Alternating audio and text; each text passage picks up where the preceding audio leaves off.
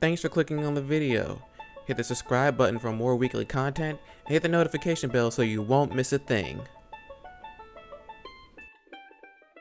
To fight or not to fight? That is the question. Yeah, I stole that from the title of episode 3, but it sums up this portion of our very own story.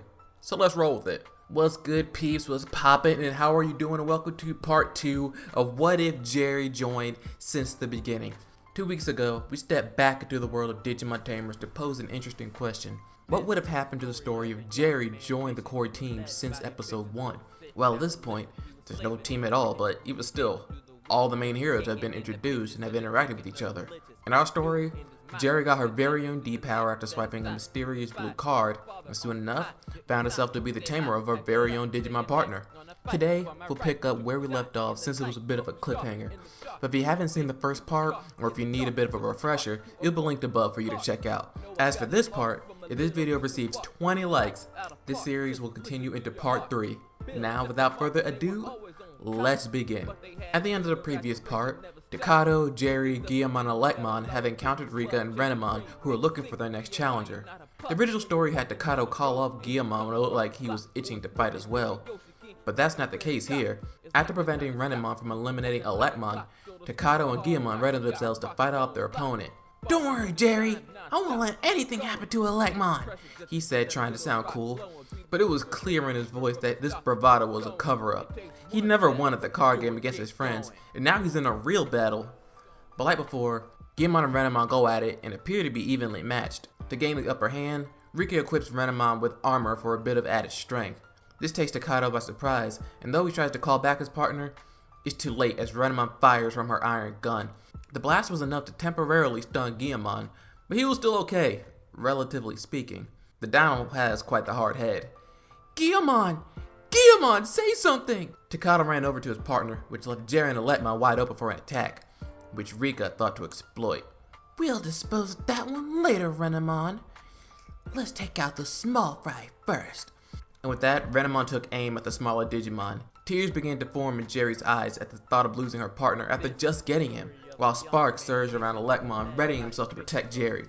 But before a shot could be fired, they were interrupted by a loud "Stop!" from Henry. Everyone looked up towards the source of the voice to find another Digimon partner. Thanks to Henry's intervention, this little squabble has been put on hold for now, and Rika and Renamon take their leave. Gargomon recovers from his injury, but Jeri is still a bit uneasy about the whole ordeal. Seeing these creatures fight so savagely made her realize that this is no longer a silly little game. This is for real. Takato, Henry, and their Digimon walk up to her to make sure she's alright. She quickly composes herself and assures them that she's fine. Renamon playfully introduces himself to the others, and they easily become fast friends. While on their way to Gargomon's hideout, Henry and Jeri sort of have a bonding moment over their mutual dislike of Digimon fighting. Now, let me say this before any speculation arises. This is not to say that Henry and Jeri would end up together. The two don't really have much in common other than the fact that they don't like violence. They will have a stronger friendship in this scenario since Jeri is around the group a lot more, but it won't go anywhere beyond that. However, this is something that the two mutually share. And though she shares in Henry's sentiments, Jeri still wants to learn more about Digimon in the card game. She brought up that earlier, Rika used a playing card to give Renamon the advantage. If something like that were to happen again, it would be good for her to be prepared. The other two couldn't deny that fact, and Takato promises that he would definitely begin her lessons tomorrow, for sure. He planned on meeting Kazuo and Kenta at the park to play anyway, so he could just bring her along. Takato meets Jeri at the park the next morning, and he takes her to his usual spot. Kazuo and Kenta are there playing as expected. They notice that Takato brought a girl with him, and like typical boys their age, start teasing him about it. Of course, he's denying everything they're saying, but Jeri just finds this all amusing. She then politely asks him to teach him what they know about the card game. The two stop their taunting and are generally confused by her question, just like Takato initially was. But Jeri snapped out of it, reminded them that they don't have much time before school starts, and day 1 of her Digimon lessons have begun. During the time the group did have, Jeri is able to get just acquainted with the different types of cards available in the game. All of it was good and all, but in her mind, the most important thing for her to learn was about support cards, like the one Rika used last time. She refused to let herself be caught off guard again for Renmon's sake. It wasn't long before they had to go to school, but while on break between classes, the Digimon talk continued. During this discussion, a certain someone titled the Digimon Queen is brought up, an undefeated expert in Digimon. Takato and Jeri silently eye each other, both thinking that this person might be Rika. After school, Takato and Jeri make plans to meet at Guillemon's hideout to continue her lessons. While Jeri heads home to pick up Renamon, Takato heads straight to the park. He finds Guillemon patiently waiting for him. Guillemon has obediently listened to his partner's request to stay put, but understandably, Guillemon is bored and wants to go out. Takato tried to tell Guillemon that they have to wait for Jeri and Renamon first, but the newborn Digimon is too restless and continues to bug Takato until he finally gives in. It shouldn't take more than a few minutes, so he obliges. The two then travel around the city with Guillemon out in the open, and to whoever asks, Takato explains that he's just another kid in a costume. It surprisingly works, and the two continue on without a care in the world. That is, until Takato's D-power starts going off. He has no clue what it is, but Guillemon's nose picks up a certain scent, and he instinctively follows the trail, despite Takato's protests. See, even though our Guillemon here listens to Takato a lot more, he's still subject to his feral instincts. His nose leads the two of them into a parking garage, where once again, they encounter Rika and Renamon.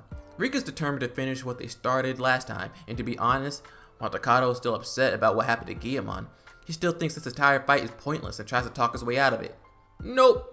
The fight resumes just like it did originally, with Renamon and Guillemon still being on the same level of strength. Enter Henry and Terriermon again, trying to put a stop to the fight, but Jeri and Renamon are also here with them. She went over to Takato and explained that she arrived at their designated meeting spot, but noticed that no one was there. Long after, her own D-power started going off, and when she was heading towards the source, they ran into Henry and Terriermon. Just like before, Henry tried to put an end to the fighting by saying that while Digimon fought online, they're coming into the human world for something different. His words fell on deaf ears as Rika prepares Renamon to continue the battle. Terriermon once again ends up in the middle of the two, just as Renamon was about to fire a Diamond Storm. But before he was hit, Terriermon instinctively digivolves into Gargomon, losing all manner of control in the process. Ultimately, things here play out the same, with everyone needing to stop Gargomon's frenzy. While Renamon and Guillemon try to subdue him, Jeri and Renamon jump in front of a very frightened Rika to protect her. What are you doing here? Don't worry, we'll protect you.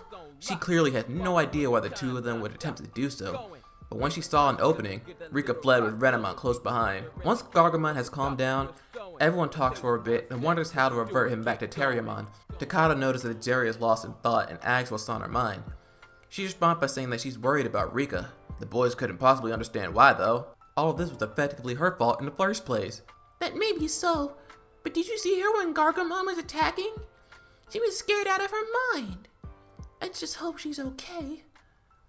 After saying that, she grabs the Renamon and the two head back home. Takato and Henry think a little bit more about what she said, and before long, Takato and Guillemon depart as well, leaving Henry and Gargomon until the latter finally becomes Terriermon again that night. Back in Jeri's room, the young tamer has a lot on her mind. Rika, Gargomon, Renamon, being a Digimon tamer. In a span of just a few days, her life has drastically shifted into something she couldn't even properly describe. Was it good or bad? Jeri couldn't decide right now. But one thing she did decide on was that she needed to get stronger to be the best tamer she could be. For a large portion of that evening, she went through all of her cards, thoroughly learning what they were and how they worked. This parallels her with Rika, who is also going through her cards as well, but she is doing so to figure out a way to take out Gargomon. But on Rika's mind is her early interaction with Jeri. This upstart with no fighting skills at all stepped in to protect her, the Digimon Queen.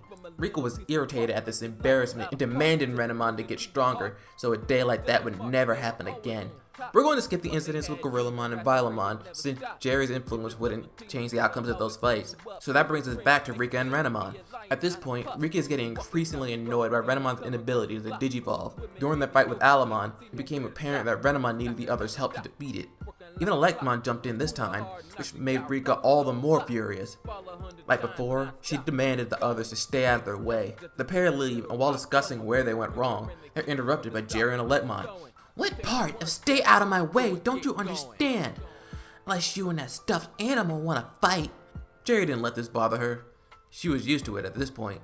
Rika, why are you trying so hard? That certainly caught her off guard. What are you talking about? I mean, you're the Digimon Queen, the best there is. Isn't that good enough? Talk about an armor-piercing question. Normally Rika was quick to respond, but how could she respond to this? It wasn't like she owed this girl an explanation anyway, but even still, it did get her thinking. Rika's mother, Rumiko, then arrives and Rika herself just heads home. Rumiko apologizes to Jeri for Rika's behavior and gives chase after her daughter. Things play out the same from here until a Dokugumon emerges from a digital field. However, instead of Rika and Renamon taking it on alone, Jeri and Aletmon arrive to help out, despite Rika's protest. With those two present, Renamon doesn't have to worry about protecting her partner. But it's still a losing battle. They try to flank the enemy Digimon, but Aletmon's attacks aren't doing much to damage it, and Renamon is once again critically injured from his poison attack. Rika runs to her partner's side, and for the first time, shows genuine compassion for her nearly fallen friend. And once again, her cries of pain are what trigger Renamon to finally digivolve into Cubimon. Thanks to the added power of this new champion Digimon, Dokugumon is finally disposed of. Cubimon attempted to absorb his data, but Jeri shouted for her to stop. You don't need to do that anymore. You have your own power. You don't need to rely on the power of others to get stronger. Once again, Rika was at a loss for words, but she silently obliged and left without saying a word or absorbing the data. That's where this part will end for today. So Jeri is working her way into the hearts of the other Tamers, slowly but surely. Sure, a lot of the major events thus far still happen as they originally did, but that's because they need to. Rika needed to be freaked out by Gargomon to further drive her character development, and Renamon still needed to almost die to become Cubimon. Even still, Jeri's influence has been planted, and the consequences will make themselves known as the story progresses. In the original, once Rika and Jeri hit it off, they had a sort of sisterly bond, being the only two female members of the group, not including Susie. If that bond were established earlier, it could bring about something a lot more different down the road. The two are essentially foils in the story. Both are female Digimon Tamers, but while one is a novice who only fights as a last resort, the other is an expert that lives for a good challenge. I don't know about you all, but I look forward to seeing how their relationship develops. But tell me what you all think. How do you think Jeri will respond when it's time for her own Digimon to digivolve? Will she avoid it like Henry? Or will she welcome it like Rika or Takato? Thanks for taking the time to watch this video. Hope you guys enjoyed it. Like, comment, subscribe, all of that hot fire good stuff. 20 likes will get you part 3, and I'll catch you guys in the next video. Bye bye.